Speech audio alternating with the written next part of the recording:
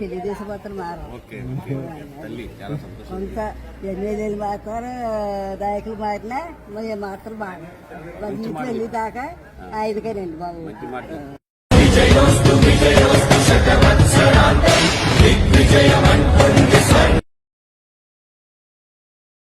ఏ గ్రామం వెళ్ళినా కూడా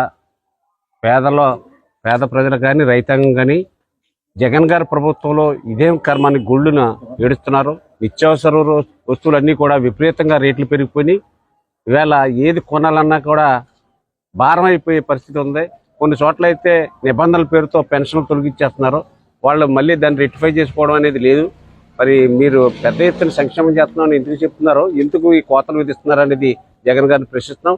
అదేవిధంగా గ్రామాల్లో రైతులు ఇవాళ 6 కాలం కష్టపడి పండించినటువంటి పంట అమ్ముకోలేని పరిస్థితిలో ఆనాడు జగన్ గారు చంద్రబాబు నాయుడు గారి మీద ఒక దుష్ప్రచారం చేశారు.